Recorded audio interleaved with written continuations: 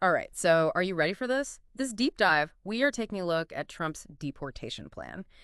And, everyone's heard the sound bites and stuff, but this is going to be a lot more complex Oh, yeah. than just build a wall and send them back. Oh, absolutely. We're looking at potential for this to completely reshape Florida. Yeah, it really could be. I mean, reshaping is one word. I think uprooting is maybe even a better one. We're talking about 1.1 million people in Florida alone Wow. who could be facing deportation.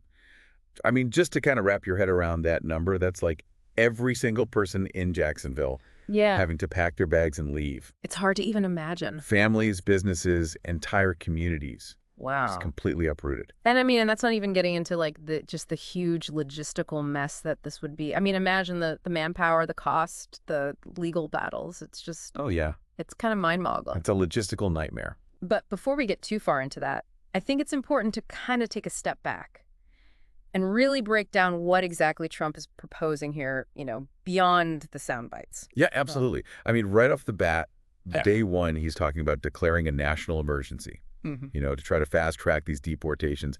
And he says the focus is going to be on, criminals and national security threats. Hmm. But that's where things start to get a little tricky. Okay, so tricky how? I mean, on the surface, getting criminals out of the country, that sounds reasonable. Yeah, it sounds good at first, but when you actually dig into the language of the plan, Mm. it's incredibly vague. Hmm. Like, what exactly constitutes a national security threat? I mean, could it be someone who overstayed a visa? Could it be somebody who voiced support for a certain political group? I mean, it's basically a blank check Wow. that could be used to target almost anyone. Yeah. That's a little unsettling, especially since, he's not just talking about this in theory. He's already got people lined up who are Yeah. ready to put this plan into action. Exactly. He's not messing around. He's got people like Kristi Noem for Homeland Security Yeah. and Tom Homan, Oh, yeah, the borders are. the infamous border czar, that's right, from his previous administration. And both of these figures are known for taking a very hardline stance on immigration. I mean, Holman in particular, he's even hinted at needing military assistance to pull this off. Wow. So that should kind of give you a sense of the scale Yeah. that they're envisioning here. Okay, so we've got a broadly defined target group and a team that seems ready to just go all in on this. But let's talk about that 1.1 million figure in Florida. I mean, how did they even come up with that number, and what does it actually mean, for people living here? Yeah, so that number is based on estimates of Florida's undocumented population. And it represents a significant portion of our workforce, especially in industries like agriculture, construction, and hospitality. Hmm. And you think about it, the people who pick our oranges, build our homes, serve us dinner, Right. those are the people we're talking about. Yeah, and that's not just an inconvenience. That's our entire state. You know, potentially grinding to a halt. It is. But even if we just kind of ignore the economic and social fallout for a second, isn't this plan just a logistical nightmare in and of itself? I mean, rounding up and deporting over 1 million people, it's not exactly a walk in the park, is it? No, it's more like trying to climb Mount Everest in flip-flops. Oh, wow. I mean, you've got ICE with maybe 20,000 agents nationwide. Even if they brought in the military, they just wouldn't have the manpower to locate, detain, and process that many people. Hmm. And then you've got to think about where you're going to put all these people. I mean, you're going to need a massive expansion of detention centers, which is going to be hugely expensive. Right. And then there's the transportation. I mean, you'd need buses, planes, trains, the whole shebang. Yeah, and all to get rid of people who, in many cases, are contributing to our economy and our communities. Exactly. And here's Yeah. the kicker. Even Tom Homan himself has admitted that they haven't figured out the logistics. So we're talking about potentially disrupting the lives of millions of people based on a plan that, by their own admission, is riddled with unanswered questions. So we've got a very vaguely defined target, a team of hardliners who seem ready to roll, a logistical black hole, and, a hefty price tag, both financially and in terms of just human suffering. But wait, there's more. Oh, yeah, we haven't even touched on the legal quagmire this would create. Yeah. I mean, the U.S. immigration system, it's already completely overwhelmed. There's a huge backlog of cases just sitting there. I think it's over 1.3 million people who already have removal notices, but they haven't actually been deported yet, just because the courts are so backed up. So are we talking about adding another 1 million people to that pile? Basically, yeah. I mean, it's like trying to squeeze an elephant through a keyhole. Mm. And that's assuming that they even go through the courts at all. Yeah. I mean, there's a real possibility that Trump could try to completely bypass the courts, use executive power to just speed up these deportations without any kind of hearings or due process. But wouldn't that cause like a massive legal battle? I mean, Oh, absolutely. Yeah, groups like the ACLU, they're already getting ready to fight tooth and nail yeah. against any attempt to, violate people's constitutional rights. And then on top of all of that, you have to think about the whole issue of mixed status families. So you're talking about families where some members are U.S. citizens and some aren't? Exactly. And deporting someone from a mixed status family, it's like ripping a family in half. I mean, we saw the outrage when Trump's administration separated families at the border during his first term. And this could be that same scenario, but on a scale that we haven't seen before. It's really hard to even wrap your head around the human cost of all of this. But let's shift gears for a second and talk about the economic fallout, which, we've kind of hinted at already, but it could be pretty devastating for Florida. Yeah, devastating is an understatement. I think crippling may be a better word.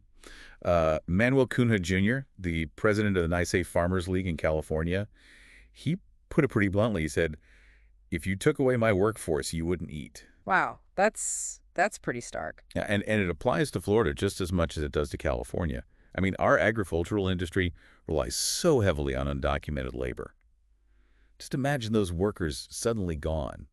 I mean, you're talking about empty fields, rotting crops, grocery store shelves starting to look pretty bare. And prices skyrocketing for whatever is left. Exactly. And it wouldn't stop there. The entire food supply chain would be completely disrupted. Trucking companies, processing plants, restaurants, everyone depends on a steady supply of those products. It's like pulling a thread on a sweater and the whole thing just unravels. Yeah, pretty much. And then you add on top of that the impact on construction, which is another industry that depends heavily on undocumented workers. Florida's been in the middle of a construction boom, but if those workers disappear, that boom could turn into a bust pretty quickly. And it's not just new construction either, right? I mean, what about all the maintenance and repair work? That keeps our homes and businesses running. Absolutely. Roofers, plumbers, electricians, a lot of those trades rely on undocumented labor. Right. And then, of course, there's tourism, which is, really the heart of Florida's economy. Exactly. Millions of tourists come here every year.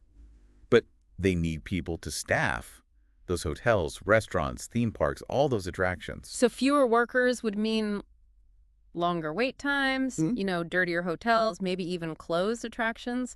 Not really a good look for the tourism industry. Not at all. And on top of all of that, you have to think about the impact on consumer spending. I mean, undocumented immigrants contribute billions of dollars to the economy every year just from buying, everyday things.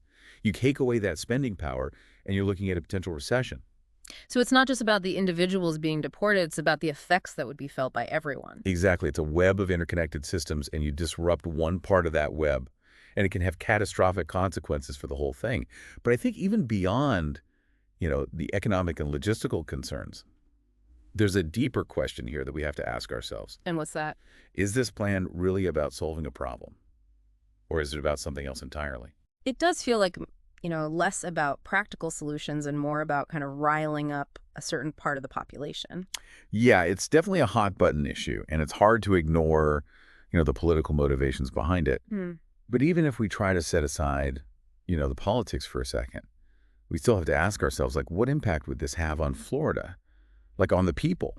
Right. I mean, we've talked about the economics, but the human cost, I mean, it's almost unimaginable. The fear, the uncertainty, families being torn apart. I mean, just imagine living every day with this constant cloud of anxiety. Yeah. Never knowing if you or someone you love might be targeted. I mean, that kind of fear can be paralyzing. Yeah. People might be afraid to even leave their homes to go to work, to go to the doctor, maybe even to report a crime, because they're afraid of being caught up in this whole enforcement dragnet. It creates a climate of fear and distrust. Exactly. And that distrust, it doesn't just impact the undocumented community. It spills over into the broader society, and it can fuel prejudice and discrimination against anyone who looks or sounds foreign. I mean, we've already seen a rise in hate crimes and anti-immigrant sentiment, and this plan could just pour gasoline on that fire.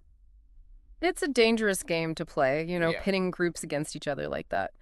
But let's talk about one group that seems particularly vulnerable here. Children. Especially those who are U.S. citizens, but they have undocumented parents. It's hard to even think about, Imagine being a child and witnessing your parents being taken away from you, ripped away from the only home you've ever known. or even just living with the constant fear that that could happen at any moment. Yeah, the trauma, the psychological damage. And those scars, they don't just disappear. They can have lifelong consequences for these kids. It can affect their education, their mental health, their ability to form relationships and trust people. We're talking about creating an entire generation shaped by fear and instability. Exactly. And it's not just about the emotional toll. There's a practical side to this, too. I mean, if parents are deported, who's going to take care of the kids? What happens to their education, their health care? It creates all these ripple effects that can overwhelm entire communities. And it's not just random communities either, right? Certain communities are going to be hit harder than others. Oh, absolutely. The communities that are already struggling economically and socially, Hmm. they're going to bear the brunt of this. Mm. We're talking about neighborhoods being hollowed out, businesses shutting down, schools losing students, a drain on local resources. A vicious cycle, pushing these communities further and further into the margins. And for what? I mean, we've seen how this plan is logistically impossible, economically devastating, and just morally wrong. It raises some serious questions about, our values as a society. Right. Are we willing to sacrifice our communities, our economy, our humanity, just to achieve some kind of political goal? It's a question we all have to ask ourselves. And it's not just about this particular plan. It's about the bigger conversation we need to have about immigration, about how we treat people who come to this country seeking a better life. Because at the end of the day, we're all human beings, no matter where we're from or what documents we have. Right. We all deserve to be treated with dignity and respect. And we all have a responsibility to create a more just and compassionate world. We've covered a lot of ground in this deep dive. And it's a lot to process, but this isn't the end of the conversation. It's just the beginning. We encourage you to keep learning, keep asking questions, and keep engaging with this issue. Think about it. Even if they somehow manage to overcome all the logistical and legal hurdles, at what cost? What would Florida look like on the other side of this? Is this the kind of future we want? We've tried our best to unpack all of this, but ultimately it's up to each of you to decide what you believe and where you stand. What are your thoughts on this? Let us know, and let's keep this conversation going.